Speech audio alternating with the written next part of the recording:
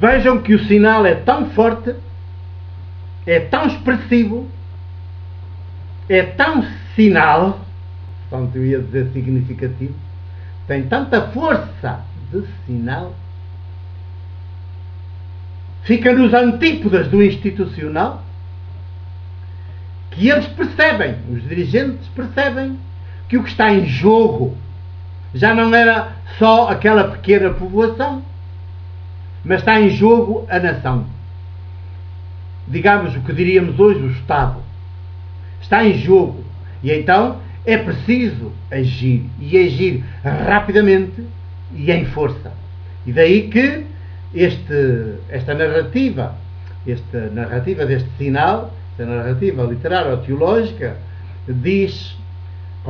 continua agora a pôr em evidência as reações dos grandes dirigentes. E cá estão os maiores de todos, ao nível do judaísmo da época, são os sumos sacerdotes e os fariseus, que eram os grandes responsáveis pelo cumprimento da lei na sociedade. Os sumos sacerdotes, que eram simultaneamente chefes do templo e também simultaneamente chefes políticos do país, a nível, era o poder político maior dentro do judaísmo.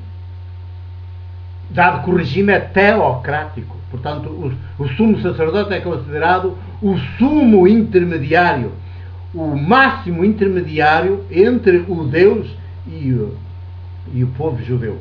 Portanto, é aqui o intermediário. Só que Jesus vem falar, na sua revolução humano-teológica, diz que Deus está tão íntimo a nós, mais íntimo a nós, Deus Criador, é mais íntimo a nós que nós próprios, que não há ninguém, não há nada nem ninguém que possa ser de intermediário, fazer-se de intermediário. E sempre que há intermediário é porque o Deus que precisa de intermediários é um falso Deus. Portanto, é um Deus que nós, em linguagem teológica, dizemos é um ídolo, um Deus ídolo. E estes são sumos sacerdotes, portanto, os máximos intermediários, os máximos representantes de Deus, mas é de um Deus ídolo. Nos olhos, no ver, na fé de Jesus, eles são o Deus dos sumos sacerdotes é um Deus ídolo. Não tem nada a ver, está nos antípodas de Deus Criador, Abá de Jesus, Abá Mãe de Jesus e Abá Mãe de todos os povos por igual.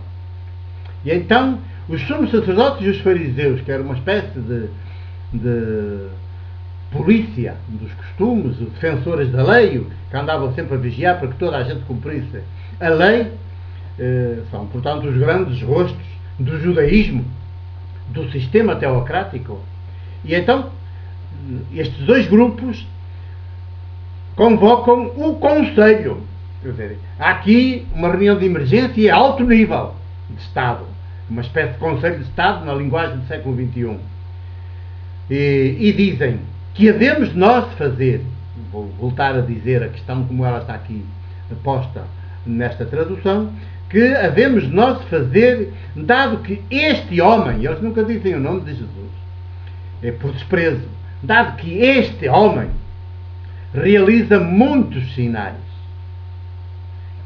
se o deixarmos assim, todos irão crer ele, irão abrir-se à mesma fé dele, portanto, ao seu mesmo ser, ao seu mesmo viver, ao seu mesmo atuar, irão ser, à medida que se desenvolverem de dentro para fora em humano, ou vão ser outros Jesus, outros este homem, e que vai ser dos nossos privilégios, que vai ser do nosso institucional, que vai ser da nossa nação teocrática, que tem por base, por cúpula, o Deus ídolo, do qual nós somos os grandes rostos, os grandes representantes, e é então junto do povo, e por isso o oprimimos tanto como a mentira oprime, e também os matamos tanto como o institucional é assassino e, portanto, mata.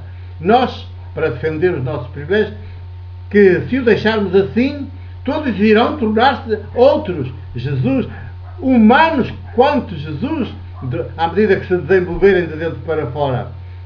E diz depois: e virão os romanos.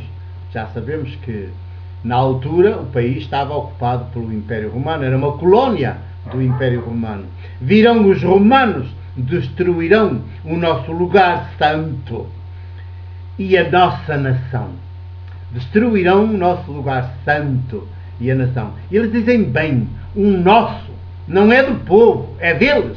É deles os dirigentes. É o lugar santo, é deles. É do poder.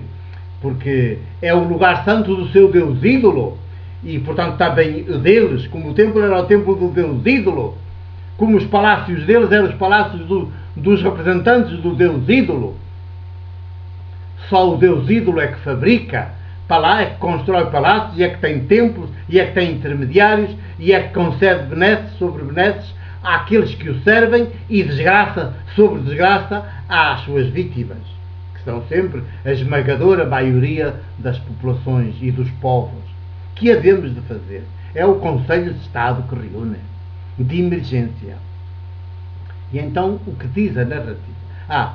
E antes de avançar, esta postura entende-se na medida em que eles veem neste sinal do Lázaro, portanto, este passar de rosto, de representante máximo do rosto do próprio institucional na povoação para o rosto da libertação do humano, do plenamente humano, eles veem aqui no ser humano que desencadeia uma ação destas, que é Jesus, uma ação maiêutica, portanto, digamos, não é uma ação, digamos, a principal iniciativa não está em Jesus, a principal iniciativa está em Lázaro. O Lázaro é que teve de decidir finalmente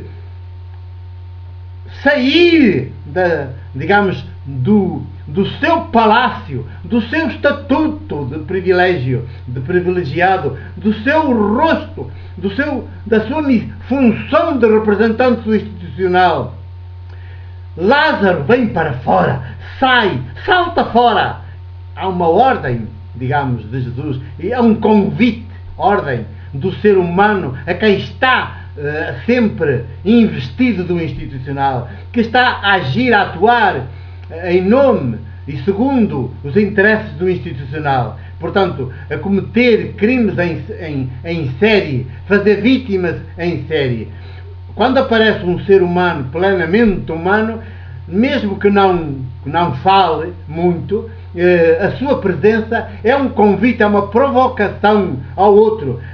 A que ele se veja de repente ao espelho e diga: mas aquele é o ser humano e eu, que besta é que sou, que canalha é que sou, que eu estou a ser. E então pode ser desafiado, e se aceita esse desafio, pois salta fora, vai saltar fora. É muito raro, mas aqui vê-se que o Lázaro, está aqui o sinal a dizer-nos, a dar-nos, pronto, uma perspectiva de grande esperança, que é sempre possível, que mesmo o agente mais inveterado do institucional sempre se pode tornar humano. E é como eu tenho dito, mesmo se nunca acontecer, digamos, durante o período histórico dele, no momento final, na morte, a morte biológica tem esse condão, é que vai despojá-lo de tudo e ele finalmente se abre e se torna, começa a ser humano.